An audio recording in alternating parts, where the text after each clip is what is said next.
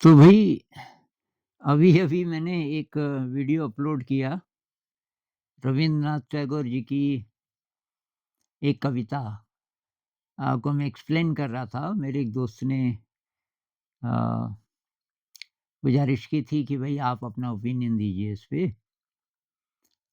तो उसमें मैंने कुछ-कुछ बोला वो भी देख लीजिए। एक नया मीनिंग आया अभी-अभी। तो जो लोग मेरी मदद करते हैं वीडियो में वो तो सब चले गए, तो ये मैं खुद ही कोशिश कर रहा हूँ। ये कविता है गीतांजलि रवीन्द्रनाथ टैगोर जी की गीतांजलि से 33rd पोएम है। अ, आपको पता ही होगा उनको नोबेल अवार्ड मिला था। पहले उन्होंने बंगला में लिखी ये कविताएँ फिर ट्रांसलेट किया इंग्लिश में। तो जो इंग्लिश वाली कविताएँ थी उन पे मिला नोबेल अवार्ड। तो ये है 33rd पोएम पहले मैं पढ़ लेता हूँ। When it was day, they came into my house and said, "We shall only take the smallest room here." They said, "We shall help you in the worship of your God and humbly accept only our own share of His grace." And then they took their seat in a corner and they sat quiet and meek. But in the darkness of night, I find they break into my sacred shrine, strong and turbulent, and snatch with unholy greed the offerings from God's altar. तो शाब्दिक meaning क्या? कि दिन के समय में वो आए और कहने लगे हमको अंदर आने दो, बस ज़रा-सी जगह घेरेंगे और हम आपकी मदद करेंगे। आप भगवान जी की जो पूजा करते हो, उसमें हम भी कुछ मदद करेंगे, फूल-फाल लाएँगे, अगरबत्ती जलाएँगे जो भी और भगवान जी का जो प्रसाद है ना, तो हम कम से कम लेंगे बस। अब ये बोल के वो चुपचाप एक कोने में बैठ गए बहुत इनोसेंट से। तो मैंने भी बोला चलो भई बैठ जाओ।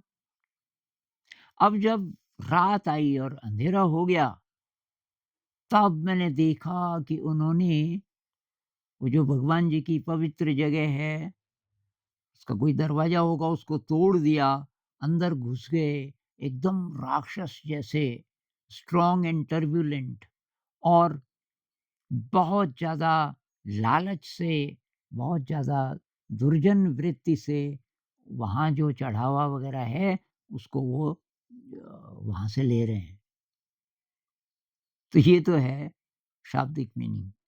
तो एक मीनिंग मैंने इसका बताया था, ये जो दूसरा मीनिंग आया मेरे दिमाग में अभी-अभी, ज़रा ज़्यादा गहरा है। क्या इसका ये मतलब हो सकता है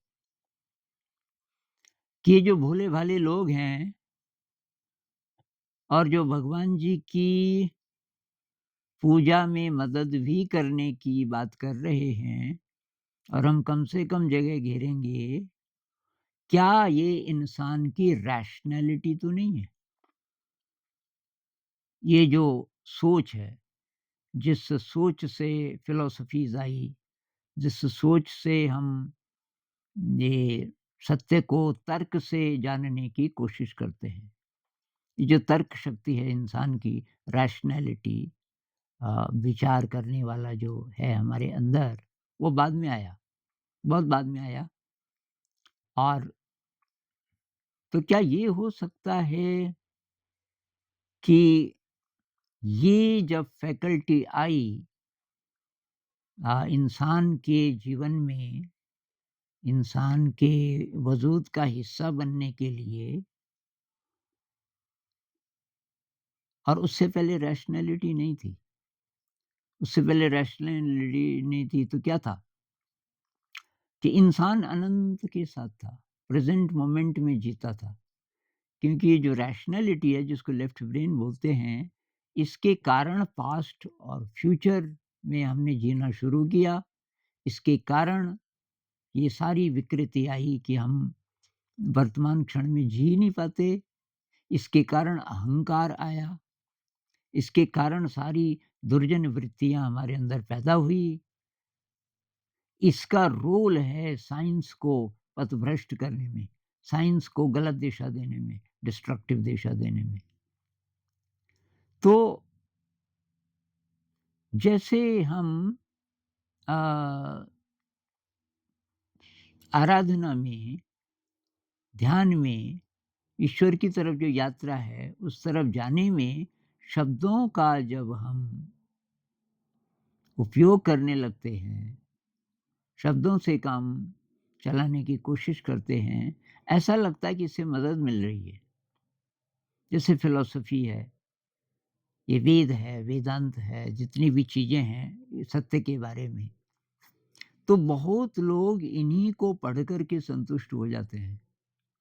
क्या इनका कोई भी रोल है? अच्छा साइंस देखो, तर्क ने साइंस को जन्म दिया, साइंस भी कोशिश कर रही है एक्सप्लोर करने की।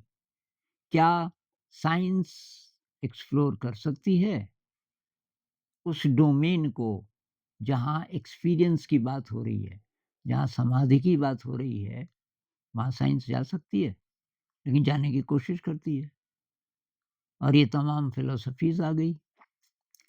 तो इन सब चीज़ों ने जो सत्य का जो मूल रूप था, शुद्ध रूप था, उसको ढक दिया, उसको विकृत कर दिया। अब ये जो चीज़ है ना कि with unholy greed they snatch offerings from gods altar, तो ये जैसे निहिलिज्म है कि कोई गॉड नहीं है, जैसे साइंस बोलता है कोई प्रूफ नहीं है कि गॉड है, जबकि साइंस का वो डोमेन है ही नहीं। भई एक्सपीरियंस को साइंस नहीं नाप सकता अभी। उनको ये बोलना चाहिए हमें नहीं पता, पर ये विनम्रता नहीं है, इसकी जगह अहंकार आ गया।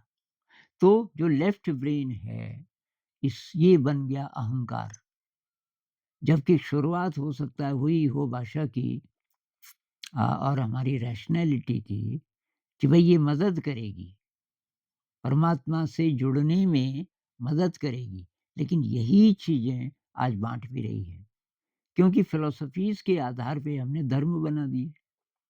कितने धर्म हैं दुनिया में और सब बाँटने लग गए इंसान को। धर्म से धर्म मतलब रिचुअल बन गया, कर्मकांड बन गया और सत्य के मार्ग में बाधा बन गया ज़्यादातर, बजाए कि फैसिलिटेट करने की, वो बाधा बन गया। तो उसको तब फिर तोड़ना पड़ता है जैसे सूफ़ी लोगों ने तोड़ा।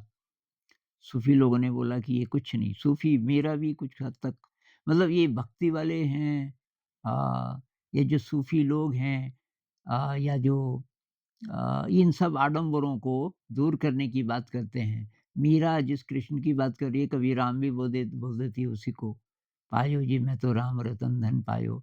तो मीरा उस प्योर एक्सपीरियंस की बात कर रही है, उसी को उसने नाम दिया।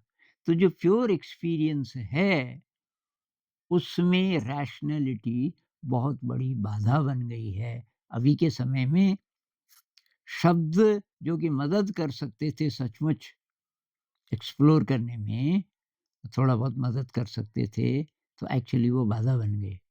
कहीं ये मीनिंग तो नहीं है? तो आप ही सोचिए।